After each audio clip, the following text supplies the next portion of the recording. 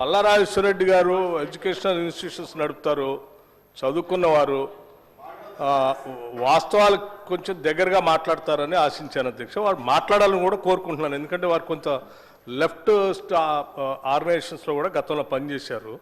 కొంచెం వాస్తవాలు చెప్తే మేము కూడా ఏమైనా పనికొచ్చామంటే వాడుకుంటాం అనుకున్నాం. కానీ మరీ ఇంత బ్లేటెంట్గా ముఖ్యమంత్రి గారు విద్యాశాఖ చూస్తున్నారు, వారి సమయం లేదు, ఏమి పట్టించుకోవట్లేదు అని అంటున్నారు. ఇది కరెక్ట్ కాదు అధ్యక్ష. ఒకవేళ మీరు పనిచేసినటువంటి ముఖ్యమంత్రి గారు ఆ రకంగా ఉంటారు కాబట్టి అందరూ అట్లాగే ఉంటారని మీరు భావిస్తే అది కరెక్ట్ కాదు అధ్యక్ష. ఆ ముఖ్యమంత్రి గారు, నేను అధ్యక్ష, వారు ఎడ్యుకేషన్ శాఖ చూస్తూ ఉంటారు, మేమందరం ఈరోజు గర్విస్తూ ఉన్నాం.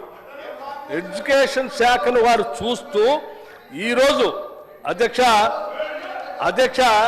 11,000 మంది టీచర్స్ రిక్రూట్మెంట్ డిఎస్సి 10 సంవత్సరాలు మీ సమయంలో రిక్రూట్ చేయకపోతే వారు ప్రత్యేకంగా శ్రద్ధ తీసుకొని మొదట డిఎస్సిని ప్రకటించడమే కాదు, రిక్రూట్మెంట్ చేసి అపాయింట్మెంట్ లెటర్స్ ఇచ్చి మళ్ళీ తర్వాత భవిష్యత్తులో కూడా ఖాళీగా ఉంటే ఇంకొక 5 నుంచి 6,000 మంది టీచర్స్ రిక్రూట్ చేస్తామని ప్రకటించారు.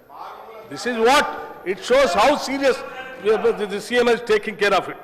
అధ్యక్ష, 22,000 మందికి అధ్యక్ష ప్రమోషన్స్ ఇచ్చి 10 సంవత్సరాలు విద్యాశాఖ నిర్వీర్యం చేసి మీరు ఎవరిని పట్టించుకోకపోతే టీచర్స్ని 22,000 మందికి ప్రమోషన్స్ ఇచ్చి వాళ్ళందరికీ మోరల్ బూస్ట్ ఇచ్చి పేద పిల్లలు చదువుకునే పాఠశాల బాగా విద్యాబుద్ధులు నేర్పించండి అని చెప్పి వాళ్ళకి ప్రోత్సహించారు అధ్యక్ష.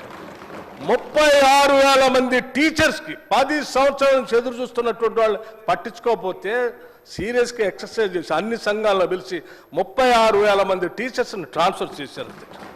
అంతెందుకు అధ్యక్ష, ఈ రాష్ట్రంలో ఉన్నటువంటి యూనివర్సిటీస్ని పూర్తిగా మీరు గాలికి వదిలేస్తే సామాజిక యాంగిల్లో కూడా ఆలోచన చేసి విద్యాబుద్ధులు నేర్పేటువంటి యూనివర్సిటీస్ అన్నింటిలో అందరికీ సమానమైన సామాజిక న్యాయం కూడా చేయాలన్నటువంటి ఆలోచనతో 12 మంది వైస్ ఛాన్సలర్స్ని సమాజంలో ఉన్నటువంటి అత్యంత వెనుకబడి ఉన్నటువంటి వర్గాల నుంచి కూడా తీసుకొని ఈరోజు వీసీలు నియమించడమే కాకుండా మనం అందరం గర్వకారణంగా చూసేటువంటి ఉస్మానియా యూనివర్సిటీ లాంటి యూనివర్సిటీకి మొట్టమొదటిసారి ఒక దళిత వీసీని నియమించి ఈరోజు కమిట్మెంట్ ఏంటో చూపించారు అధ్యక్ష. 100 సంవత్సరాల చరిత్రలో ఇంతవరకు ఒక్కసారి కూడా ఈ యూనివర్సిటీకి ఒక దళిత వీసీ రాలేదు అధ్యక్ష. This is what our commitment and the Chief Minister's commitment towards the social justice. అధ్యక్ష, అంతెందుకు ఇంకా ఈ సమాజంలో ఉన్నటువంటి ఈ పేద బడుగు బలహీన వర్గాలకు సంబంధించినటువంటి మధ్యతరగతి కుటుంబాలకు సంబంధించిన బిడ్డలు బాగా చదువుకోవాలనేటువంటి ఆలోచనతో 10 సంవత్సరాలు మీరు పట్టించుకోకపోతే కూడా 40% డైట్ ఛార్జెస్ని ఒకటేసారి పెంచి 40% డైట్ ఛార్జెస్ 10 సంవత్సరాలు పట్టించుకోలేదు అధ్యక్ష, గాలికి వదిలేశారు. 200% కాస్మెటిక్ ఛార్జెస్ పెంచారు. 200% కాస్మెటిక్ ఛార్జెస్ ఆడపిల్లలను దృష్టిలో పెట్టుకొని, వాళ్ళు యుక్త వయసు పెరిగేటువంటి ఆడపిల్లల అవసరాలు చాలా ఉంటాయి, మనం ఇట్లా వదిలేస్తే మంచిది కాదని ఆలోచించి ఎట్ ఏ టైం బహుశా ఈ రాష్ట్ర చరిత్రలో ఎప్పుడు జరగలేదు. అంతెందుకు అధ్యక్ష, మీరు ఒక్కసారి ఆలోచించే నగరం నడిబొడ్డులో ఉన్నటువంటి మహిళా యూనివర్సిటీ ఎప్పుడైనా ఒక్కసారైనా వెళ్ళి చూసొచ్చారా? మనమందరం మహిళలు ఎదగాలని కోరుకుంటున్నాం. అటువంటి యూనివర్సిటీస్కి మనం అందరం గర్వించేటువంటి పోరాట యోధురాలు వీరనారి చాకలి ఐలమ్మ పేరు పెట్టి గాలికి వదిలేలేదు అధ్యక్ష. ఆడికి ప్రత్యేకంగా వెళ్ళారు.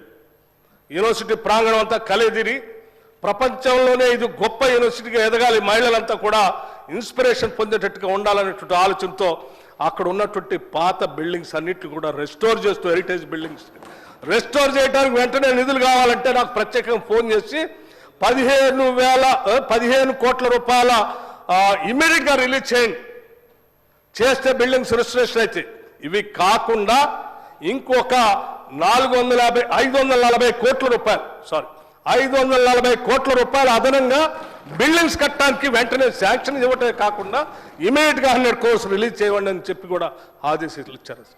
ఇది అధ్యక్ష, ఈ ముఖ్యమంత్రి కానీ ఈ ప్రభుత్వానికి కానీ ఎడ్యుకేషన్ మీద ఉన్నటువంటి అనుబంధం ప్రతి శాసనసభ నియోజకవర్గంలో అధ్యక్ష మీరందరూ వినే ఉంటారు. ఈ మధ్య young India integrated residential schools నా భూతో నా భవిష్యత్ బహుశా ఈ దేశంలో స్వతంత్ర భారతదేశంలో ఏ రాష్ట్రంలో కూడా ఇటువంటి ఆలోచన చేయలేదు అధ్యక్ష.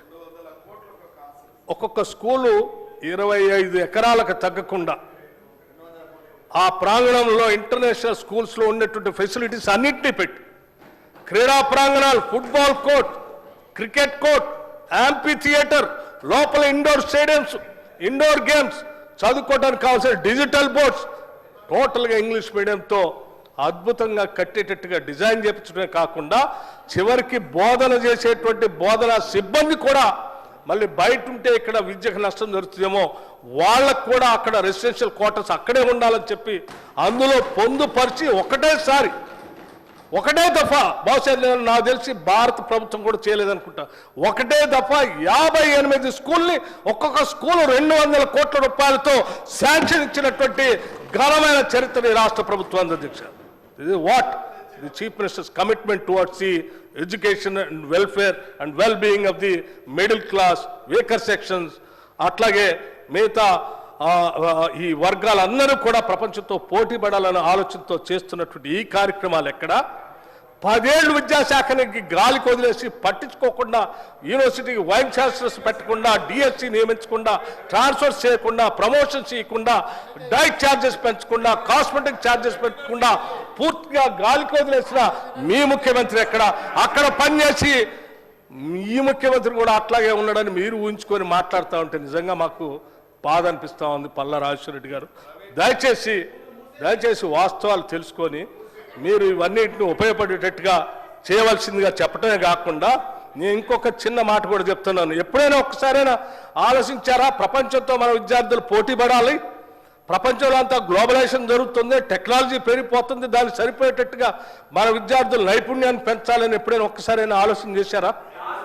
ముఖ్యమంత్రి గారు రేవంత్ రెడ్డి గారు రాగానే ఫస్ట్ మొదలుపెట్టిందే యంగ్ ఇండియా స్కిల్ యూనివర్సిటీ అని చెప్పి ఫ్యూచర్ సిటీలో స్కిల్ యూనివర్సిటీ మొదలుపెట్టి అనౌన్స్ చేయటం ఒక్కటే కాదు అధ్యక్ష, దానికి సంబంధించి ఈ దేశంలో ఉన్నటువంటి ఇండస్ట్రీకి సంబంధించిన పెద్ద మనుషులందరినీ పిలిచి వాళ్ళందరినీ మహేంద్ర కంపెనీ లాంటి చైర్మన్ కూడా పిలిచి వారితో పాటు అనేక మంది పారిశ్రామికవేత్తలు అందరినీ పిలిచి మా రాష్ట్రంలో పరిశ్రమలు పెద్ద ఎత్తున వస్తున్నాయి, మా రాష్ట్రంలో అనేక ఇంజనీరింగ్ కళాశాలలో మా విద్యార్థులు చదువుకుంటున్నారు, వాళ్ళకు కావాల్సినటువంటి నైపుణ్యాన్ని, స్కిల్ని మీ భాగస్వామ్యంతో మీ పరిశ్రమలు కూడా కావాల్సిన విధంగా సిలబస్ తయారు చేసి ఇక్కడ నైపుణ్యం ఇచ్చి వాళ్ళందరికీ ఇక్కడ చదువుకోగానే వెంటనే మీరు రిక్రూట్మెంట్ చేసుకునే విధంగా మీరంతా భాగస్వాములు కండి అని చెప్పి వాళ్ళు ఒప్పించి మొట్టమొదటిసారి యంగ్ ఇండియా స్కిల్ యూనివర్సిటీ అని ఈ రాష్ట్రంలో ఫ్యూచర్ సిటీలో స్టార్ట్ చేపించి ఇవాళ భవనాలు కూడా